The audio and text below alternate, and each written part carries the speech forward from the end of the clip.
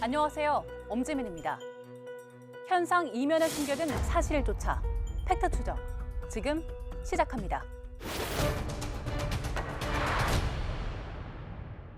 지난해 한국인 최초로 노벨 문학상 수상의 영예를 아는 작가 한강. 예상치 못한 낭보는 온 나라를 들썩이게 했습니다. 소설가 한강이 한국 작가 최초로 노벨 문학상 수상의 영예를 안았습니다. 그의 일거수일투족에 이목이 쏠리자 조회수를 노린 가짜뉴스가 등장했습니다. 한 작가가 노벨상 상금 전액을 독도 평화 사업에 기부하기로 했다는 글이 SNS 등에 퍼진 겁니다. 한강 작가의 사진과 함께 노벨상 포상금만 13억 원, 포상금 전부 독도 평화위에 기부하겠다 이런 내용이 적혀 있는데요. 광고 수익이나 명예훼손 등 악의적 의도로 만들어진 가짜뉴스와 허위 조작 정보. 갈수록 활개치는 가짜 정보의 폭력은 급기야 일반인까지 겨누고 있습니다. 저희가 하지 않은 일로 인해서 되게 감당할 수 없는 때까지 피해가 가니까 막막하더라고요. 거짓으로 돈을 버는 가짜 정보 비즈니스와 이로 인해 상처받는 피해자들. 반복되는 악순환의 고리를 끊을 해법은 없는 걸까요? 오늘의 팩트체커 김혜린 기자 나와 있습니다. 김 기자, 가짜뉴스가 분야와 대상을 가리지 않고 기승을 부리고 있어서 걱정인데요. 먼저 가짜뉴스, 그 개념부터 명확히 짚어볼까요? 네, 가짜뉴스의 정의와 관련해 다양한 해석들이 있지만 공공기관인 한국언론진흥재단이 정리한 내용을 소개해드리겠습니다. 재단 측은 크게 가짜뉴스와 허위 조작 정보, 유언비어로 관련 개념을 나눴는데요.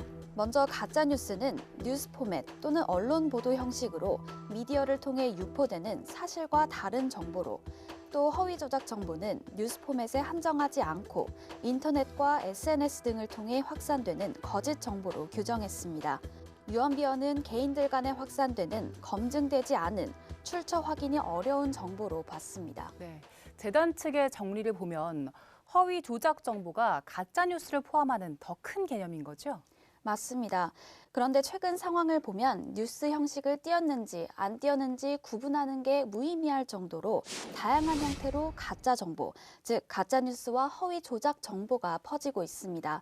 그 수준 역시 위험 수위를 향해 치닫고 있습니다.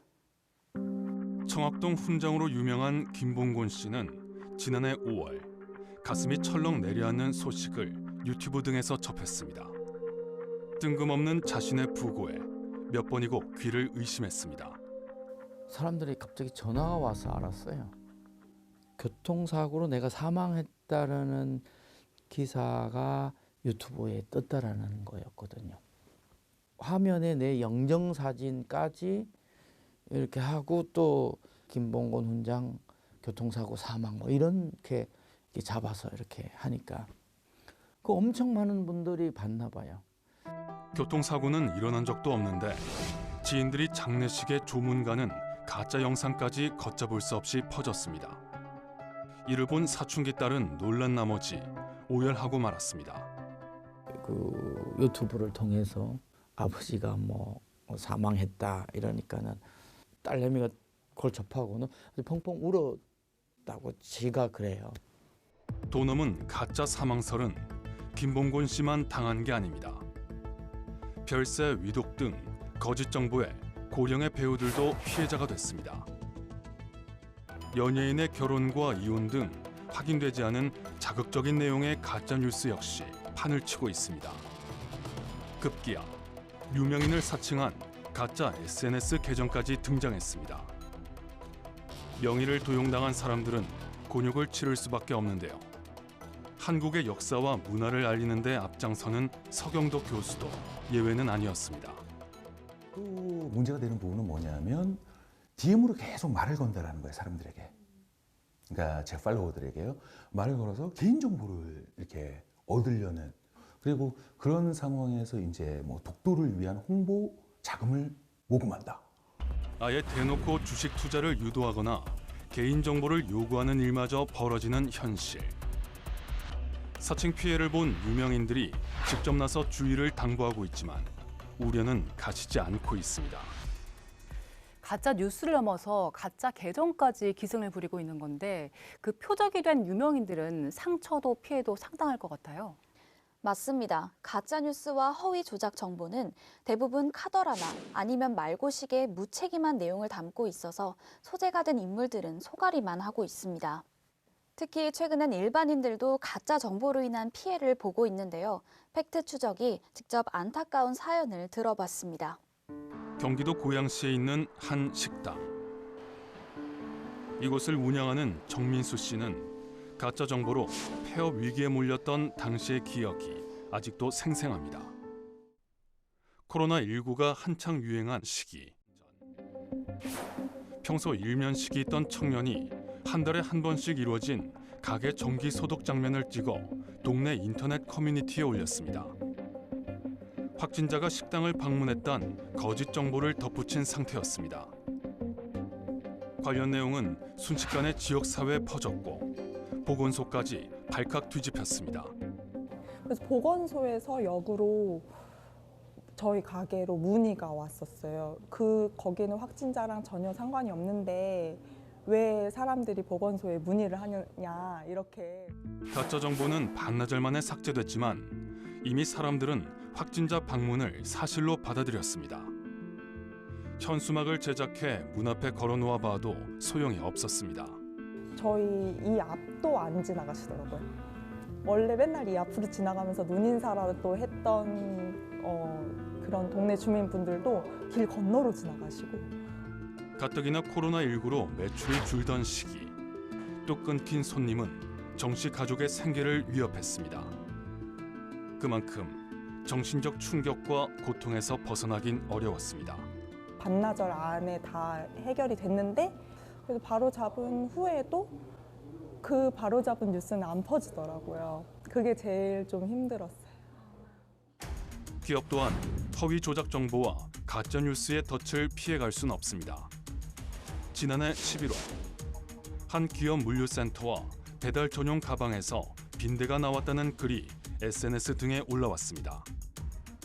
이 소식은 온라인을 중심으로 빠르게 확산했고 불매운동 조짐마저 나타났습니다. 결국 보건당국이 물류 창고 조사에 나섰지만 빈대는 발견되지 않았습니다. 해당 기업은 빈대 출몰 주장은 허위라며 유포자를 상대로 법적 대응에 나섰습니다. 이 가짜 정보라는 게 한번 퍼지면 바로잡기가 상당히 어려워서요. 피해자들은 상당히 난감할 것 같아요. 네, 제가 만난 식당 업주는 여전히 당시에 가짜 정보를 믿는 사람들이 있다고 토로했습니다. 동네 주민들이 그때 확진자가 나와서 고생이 많으셨죠 라면서 위로나 격려의 말을 건네신다는 겁니다. 가짜 정보가 아직도 피해자를 괴롭히는 건데 참 안타깝습니다. 그런데 이런 허위 조작 정보와 가짜 뉴스 도대체 누가 왜 만드는 겁니까? 조금 전 전해드린 사례처럼 악의적인 의도를 가진 경우도 있지만 대부분은 돈벌이 도구로 악용되고 있습니다. 심지어 가짜뉴스를 만들고 유포할 수 있는 수단까지 등장했습니다. 팩트 추적 제작진이 찾아낸 한 인터넷 사이트. 회원 가입 없이 누구나 기사를 만들 수 있습니다. 제목을 입력한 뒤 속보와 단독, 종합 등 글머리를 선택하면 언론 보도 형식의 글이 자동으로 생성됩니다. 이렇게 만든 가짜 뉴스의 링크는 각종 SNS에 공유할 수 있는데요. 1000명 이상이 클릭하면 문화상품권 5만 원을 받을 수 있다는 유혹이 뒤따릅니다. 이 링크를 이제 복사해서 공유할 수가 있는데 이렇게 복사된 링크를 누르니까 바로 이렇게 가짜뉴스가 뜨네요. 조회수가 쌓인 가짜 뉴스는 높은 순서대로 사이트 상단에 노출됩니다. 대부분 사회적 관심이 뜨거운 단어가 담겼습니다. 운영진은 여기서 만들어진 기사를 지워주겠다며 가짜 뉴스 삭제비까지 받고 있었습니다. 팩트 추적 제작진은 왜 이런 사이트를 운영하는지 묻기 위해 해당 플랫폼 측과 접촉을 시도했습니다. 그러나 계속된 전화 연결 시도에도 돌아오는 건 자동 응답뿐이었습니다. 지금은 영업 시간이 아닙니다. 문의하실 내용이 있으시다면 메일로도 인터뷰를 요청했지만 답은 없었습니다. 전문가들은 자극적인 가짜 뉴스로 조회수를 늘리고 이를 통해 광고비를 챙기는 방식이 일종의 사업 모델이 돼버렸다고 지적했습니다. 그냥 많이 갖고 왔어. 그럼 그걸 돈으로 바꿔줘. 이런 구조가 되는 거죠. 그러니까 생각보다는 심플해요. 뭐 중간중간에 이제 광고를 끼워 넣음으로써 또 수익도 받겠죠. 다른 사람의 명의를 도용한 가짜 SNS 계정 개설 방법을 버젓이 올려놓은 사이트도 있었습니다. 유명인을 사칭한 사기 피해와 명예훼손 등이 우려되는 상황. 취재가 시작되자 해당 사이트 운영진은 미국 본사에서 작성한 콘텐츠를 우리말로 번역해 놓은 거라고 해명한 뒤 관련 글을 삭제했습니다. 다시 확인해 보니까 글이 내려가 있는데 네, 누구나 가짜 뉴스 그리고 가짜 SNS 계정을 손쉽게 만들 수 있는 건데 이것도 충격적이네요. 네, 게다가 가짜 SNS 계정의 경우 굳이 방법을 찾지 않아도 마음만 먹으면 가짜 이메일로 어렵지 않게 개설할 수 있습니다. 어떻게 이런 일이 가능한 겁니까? 온라인 플랫폼의 자정 능력이 부족하고 제도 자체에도 허점이 있기 때문입니다. 글을 읽는 수고를 덜어주는 동영상 정보의 영향력은 관련 플랫폼의 발전과 맞물려 갈수록 확대되고 있습니다.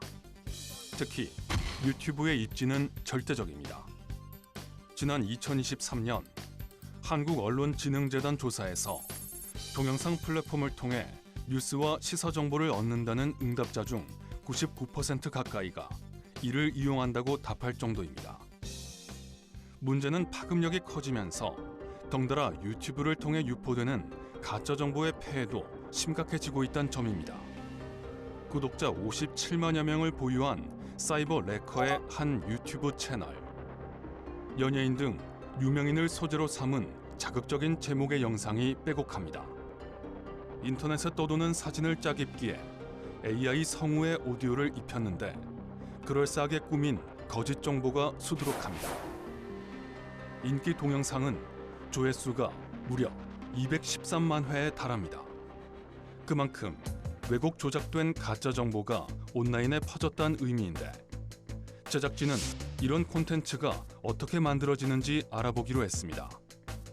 유튜브에서 활동하는 PD에게 의뢰했는데 금세 어렵지 않다는 답이 돌아왔습니다. 최대한 자극적으로 사람들의 클릭 수를 유도를 해야 되다 보니까 최대한 자극적으로 뽑는 것 같고 그래서 말도 안 되는 그런 주제들을 먹는 것 같아요. 실제로 비슷한 영상을 만드는 데 걸린 시간은 30분에 불과했습니다. 주제만 정하면 사실 AI가 다 녹음도 해주고 하니까 크게 어렵지 않을 것 같다라는 생각이 드네요. 사이버 레커들이 가짜 정보가 담긴 영상을 만드는데 열을 올리는 이유는 뭘까? 지난해 5월 연예계 뒷이야기를 다룬다며 많은 구독자를 모은 유튜버 탈덕 수용소가 재판에 넘겨졌습니다. 가짜 정보를 퍼뜨려 유명인의 명예를 훼손한 혐의 등으로 기소된 겁니다. 검찰 수사 결과 1년 8개월 동안 이 채널이 벌어들인 수익은 2억 5천만 원에 달했습니다. 각종 루머와 허위 사실이 담긴 영상으로 돈을 번 건데 유튜브 역시 책임이 무겁다는 비판이 적지 않습니다. 조회수에 비례해 늘어나는 광고 수익 등을 제작자와 일정 비율로 나눠 가지기 때문입니다. 그 올라온 콘텐츠가 불법인데도 불구하고 수익은 수익대로 내는 그런 이제 수익형 명예훼손 사업의 경우에는 플랫폼도 돈을 버는 거 아니냐 이렇게 이제 사정이 이런데도 가짜 정보를 유통하는 이들을 찾는 과정은 까다롭기만 합니다. 그 국내에서는 민사적 형사적으로 되질 않아서 미국 법원까지 가서 디스커버리 제도를 이용하고 또 디스커버리 결정을 받아서 구글에 송달하고 최종적으로 신원을 확인하기까지 오랜 시간이 걸렸습니다. 시간과 비용이 많이 들다 보니 대형 기획사가 아닌 곳은 시도 자체가 어렵습니다. 그럴수록 피해자 입장을 고려한 제도가 뒷받침돼야 하는데 갈 길은 멀어 보입니다. 불법 정보라고 생각을 하면 플랫폼에다 시정 요구를 요구하고 플랫폼도 삭제하도록 하고 있는데 해외 사업자들은 자국법에 근거하기 때문에 강제적으로 하기는 어려워요. 이 문제 이대로 방치하면 안 될 것 같은데요. 해외에서는 가짜 정보에 어떻게 대응하고 있습니까? 대표적으로 EU는 일정 규모 이상의 이용자를 보유한 플랫폼에 가짜 정보 차단 의무를 부과하고 있습니다. 이를 따르지 않으면 매출액의 최대 6%까지 과징금을 물릴 수도 있습니다. 그러니까 불법 정보뿐만 아니라 유해 정보까지도 규제할 수 있는 거예요. 구조적 위험이라고 이제 판단을 하면 평가를 해요. 내 사이트에서 얼마나 이런 위험한 불법 유해 정보가 있는지 평가를 하고 이에 비해 우리나라는 관련 제도의 허점이 상대적으로 크다는 지적이 나오고 있는데요. 왜 그런지 추가로 취재한 내용 함께 보시죠. 현재 국내법상 유튜브 등을 통한 인터넷 개인 방송은 가짜 뉴스를 규제하는 언론중재법이나 방송법의 적용을 받지 않습니다. 기성 미디어 못지않게 영향력이 커졌는데도 감독의 사각지대에 있는 겁니다. 정보통신망법에 명예훼손 처벌 조항이 있긴 하지만 지난 2023년 기준 이 법에 따른 기소율은 21.6%에 불과합니다. 어렵사리 가해자와 범죄 혐의가 특정돼 재판이 열리더라도 솜방망이 처벌에 그치는 경우가 많습니다. 이 명예훼손이나 모욕이라는 것은 사회적 평가에 대한 훼손이잖아요. 이게 눈으로 보이지 않고 또 이게 금전적으로 산정이 어렵기 때문에 유명인 명의를 도용한 가짜 SNS 계정은 2차 피해가 발생하지 않는 한 사칭 행위 그 자체만으론 처벌조차 쉽지 않습니다. 사칭 계정을 만들어서 이게 확인됐다 그러면 그 사람이 다시는 여기에 접속을 못할 정도의 어떤 강력한 조치가 있지 않은 이상은 이런 사칭 계정이나 가짜뉴스 끊을 수 없습니다. 가짜 정보 유통을 사실상 방치하고 있는 거대 플랫폼에 대한 규제 역시 미흡하다는 비판이 거셉니다. 유튜브를 통해서 다 그렇게 모든 사람들이 다 뭔가 정보에 노출되고 만약 그러면 유튜브 특별법이라고 저는 있어도 된다라고 생각해요. 윤리와 관련된 것도 있어야 되고 뭐 소비자 리터러시와 관련된 것도 있어야 되고 플랫폼의 책임도 있어야 되고 제도 보완 필요성이 제기되는 가운데 최근 정치권 일각에서 정보통신망법 개정안을 발의했습니다. 일정 규모 이상의 온라인 플랫폼에 허위 조작 정보 유통 방지 의무를 부여하는 게 핵심입니다. 이를 어기면 과태료를 부과하는 처벌 규정도 포함됐습니다. 그런데 관련 규정을 다듬는 과정에서 가짜 뉴스의 개념부터 제대로 정립해야 한다는 신중론 또한 만만치 않습니다. 제재만 방점을 찍은 나머지 표현의 자유를 위축시켜선 안 되기 때문입니다. 어떤 행위를 규제 대상으로 할지에 대해서 합의가 필요한 거예요. 악의적인 의도가 아닌 듯 잘못된 정보를 공유하거나 하는 행위도 처벌 대상이 될 수 있다고 보면 헌법이 보장하는 표현의 자유를 위축시킬 수 있는 우려도 있죠. 가짜뉴스 폐해가 갈수록 심각해지는 상황이어서 관련제도 미비점을 그대로 둘 수도 없는 상황이고요. 또 반대로 처벌 수위를 무턱대고 올리다 보면 또 다른 부작용이 발생할 수도 있기 때문에 참 이거 해결하기가 어려운 문제인 것 같아요. 그래서 전문가들은 뜻하지 않은 피해자가 나타나지 않도록 규정의 허점을 메우는 과정에서 충분한 사회적 논의가 이루어져야 한다고 조언하고 있습니다. 이와 함께 여러 매체에서 제공되는 정보를 비판적으로 이해하고 활용하는 능력을 키울 수 있도록 교육을 강화하는 것도 중요해 보입니다. 미디어에 나오는 게 전부 다 믿으면 안 된다. 이게 뭔가 미디어를 통해서 나오는 어떤 그런 사안들에 대해서 비판적으로 수용을 해야 되는데 그거는 우리나라 같은 미디어 환경에서는 굉장히 필요하다고 생각하고. 정부와 정치권은 물론이고요. 우리 시민사회 모두가 머리를 맞대고 해법을 고민해야 할 것 같습니다. 김 기자, 수고 많았습니다. 오늘 팩트추적은 여기까지입니다. 저희는 다음 주에도 현상 이면에 숨겨진 사실을 쫓아 시청자 여러분 목소리에 귀 기울이겠습니다. 함께해 주신 여러분 고맙습니다.